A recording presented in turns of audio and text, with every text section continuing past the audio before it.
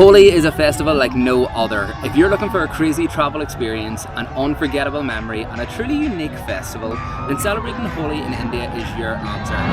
Completely bust my trousers. If you've ever wondered what it was like to be part of a rainbow explosion, well, you're about to find out.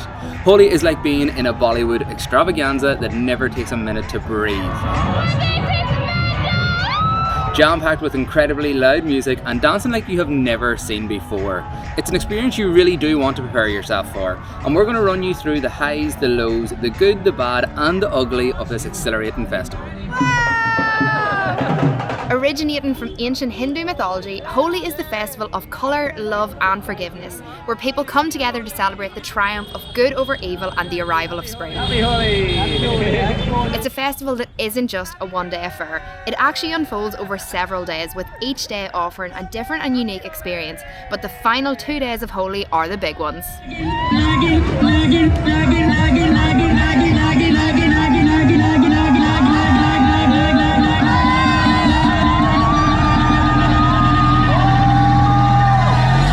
It's a festival that is celebrated all around the world, but undoubtedly the biggest celebrations take place in India. Around an hour south of India's capital chaotic city of Delhi is Mathura and Vrindavan, two of the main locations to play Holi within India. Welcome to India! Welcome to India! Happy Holi! Thank you! We have first-hand experienced Holi in both of these locations, and we're going to give you our honest thoughts, tips and recommendations for the best and most enjoyable experience for your next Holi celebration. What a day! Holi isn't just celebrated, it's played. Colourful paint powder is used to spray it onto the hands, face and clothing of others to wish them a happy Holi. So we decided to pick up some new all-white traditional Indian clothing for the occasion. Knowing that we were about to get covered in colour, we thought white was a pretty fun choice so we could see our full transformation from the start of the day to the end of our Holi experience. And let's just say there wasn't a single patch of white left in our clothing. Before coming to India, we had done so much research about Holi and the Festival of Colour. We wanted to know where was the best place in the entire country to experience it, and everything and everyone pointed us towards the legendary cities of Mathura and Vrindavan, the sacred epicentres of the Holi celebration. Mathura and Vrindavan are the names that resonated with the promise of an authentic, bucket list worthy Holi experience. We spent our first day playing Holi in Mathura, which in our opinion was the best place to start. When we arrived in Mathura, we knew that we had hit the jackpot. The streets were filled, the atmosphere was electric, and it was hard to put into words the kind and warm welcome we received from the people in the streets of Mathura. People come from all over India to experience Holi here, because this is the birthplace of Lord Krishna. For Hindus around the world, Mathura is more than just a city. It's a sacred pilgrimage site, a living testament to the timeless tales of Krishna's childhood exploits and divine miracles. Hello, Mr. Camel. What are you doing? Camel. So weird. Our second day was spent at Vrindavan, where things took an unexpected turn, where we seen a slightly different side to Holi, one that was very raw, intense and sometimes extremely overwhelming, which we'll come back to later in this video, but for now let's jump back to the start of our first day in Mathura. On every street and around every corner, you'll find people selling paint powder in every colour imaginable. Getting some colour? Getting some colour! And you won't be able to walk 2 feet without someone coming up and putting colour onto your face or clothing. As soon as we were spotted in our brand new crisp white clothing, people were dying to put some colour onto us. It's also worth noting that if you are a foreigner visiting India for Holi, you will be the #1 target throughout the day, so just prepare yourselves for that in advance.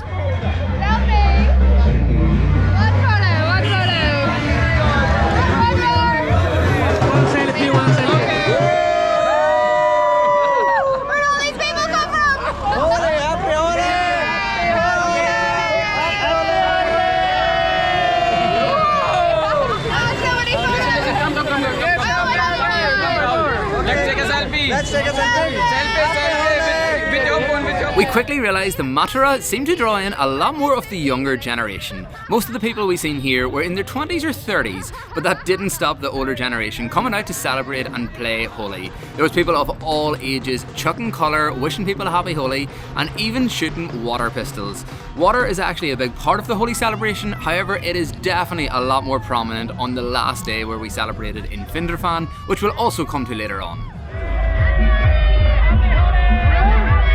As you can probably see, there aren't that many females around, so if you're going to Holi as a woman, expect to get a lot of attention, and especially male attention. People will be bombarding you for selfies, they'll be wanting to put their arms around you and just have a good time. This can sometimes make you feel uncomfortable, and if that is the case, just remove their arm from around your shoulder, tell them to take a step back, and 99% of the time this won't be an issue at all. But just make sure to set your boundaries and have a good time. You got a chance there.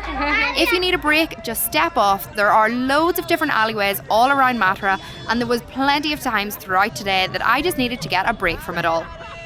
There are lots of ways to celebrate Holi in India. You can do what we're doing and you can head to the crazy chaotic streets and get involved in all of the madness, or if you want a calmer, more relaxing experience, you can go to some of the private parties that happen in hotels, restaurants, clubs, or even go to some of the more quieter local places throughout India.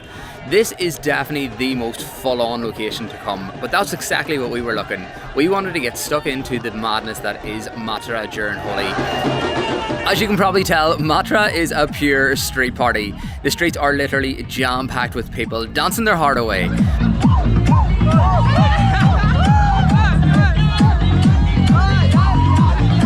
Bands play throughout the day going up and down the streets, and it's all different types of music as well. So if one of the bands is too much for you or just isn't your vibe, you can wait until it passes and then join the next crowd of people.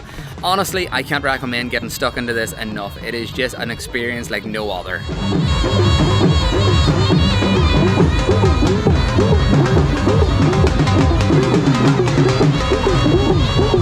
It felt like a never-ending festival that you just moved from one stage to the next, and there was a different crowd at each.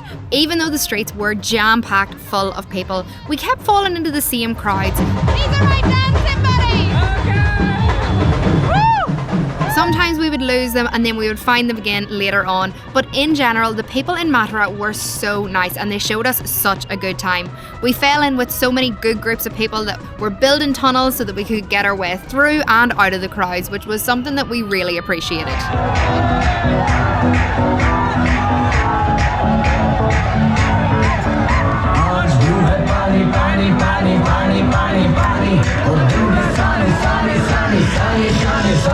As the day went on, people definitely got a little more forceful with putting colour onto us. It started off lovely and gentle where people were asking permission to put it onto their faces, and by the end of the day people were literally chucking it at us. It was going into their mouths, it was going down our tops, it was covered in our hair, it was absolutely everywhere. And something I really would recommend is bring something to cover your mouth, because people literally will try to put it in your mouth. Not everybody, there only is a few bad ones in the bunch, but some people actually will try to do this. So we wish we had brought some sort of a bandana or a cover we could have put over our mouths. Also, another good tip is to put lots of coconut oil in your hair, because once the colour goes into your hair, it is brutal to get out.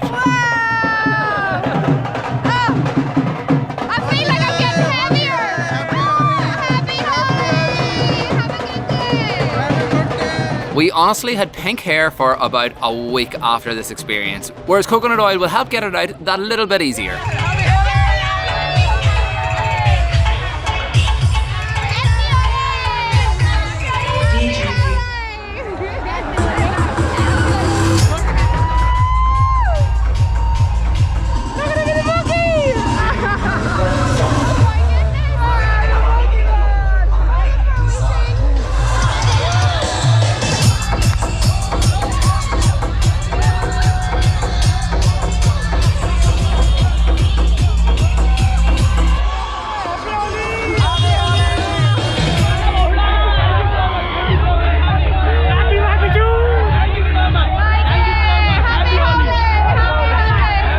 After spending all day playing Holi, we decided that we would head back to our hotel before it got dark, because as the evening was going on, things got a little more rowdy. Holi isn't meant to be a festival that consists of people drinking alcohol, however, it doesn't stop some people. And the more alcohol that was consumed, the rougher things got. The crowds got a lot more pushy, a lot more shovey, and we decided we would get out before things started to turn a little bit more negative.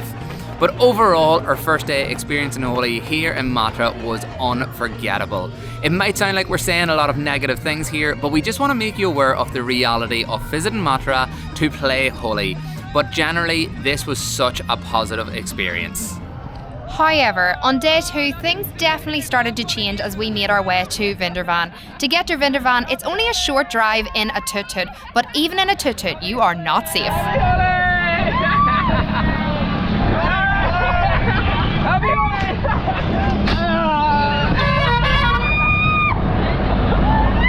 As this was the last day of Holi, people were out in full celebration, and this is where the water came into play, a lot more heavy than the first day, and the water changed the whole dynamic of the experience. I just can't open my mouth. As soon as I open my mouth, someone shoves some powder in there too. It's like one person sees it open and everybody goes all of a sudden. And it's coming thick today. Oh no, I can see water from above. Oh no. People would chuck the coloured paint powder at you and then throw water at you, which made you horribly sticky, really, really icky, and it was just not a nice thing to experience at all. And honestly, you were safe nowhere. As you walk through the streets of Vrindavan, they are very, very narrow, with big high buildings at either side of you. People are literally sitting on the roof with huge buckets of water, hoses, water pistols. No matter what it is, you name it, they have it. And this does change your experience. When that water hits you and hits that paint, it all starts to seep down your face and get into your eyes. And once it gets into your eyes, that stingy feeling is absolutely horrible. So there are loads of people gathered around the water hoses and different taps trying to get it out. So this day, you definitely need all the protection that you have. I get on there. I didn't wash my face. It felt like the people in Vrindavan had a very different approach and attitude than the people in Mathura on the previous day. People here were truly out to get us the entire day, and I don't know whether it was because our clothing was already stained, whether there wasn't too many other foreigners around, or whether it was just the fact it was the last day of Holi and people were giving it all that they had. But we were targeted the entire day from the start to finish. So to be honest with you, we didn't last too long here. We stayed for a few hours and then we decided to call it early because it was getting all a wee bit overwhelming for us. You needed to be aware of everything, of everyone, and it just wasn't the nicest of experiences. I was literally walking around with my hand over my mouth, my hand tight to my chest to make sure that people couldn't get paint in my mouth, water in my mouth, and paint down my top. These are the things that you just don't really want to have to worry about, so we just had to call it quits. In Vrindavan, we also didn't come across the music and the dancing scene that was in Mathura on the previous day either. We seen no live bands, however we did see a lot of individuals and groups of small people that had come out with their drums and their different instruments to play on the streets, but it wasn't the same dynamic. Happy Holi! But in saying that, we did meet some lovely people in Vrindavan, even if they did look a little bit crazy. Happy Holi! Subscribe my channel. Subscribe.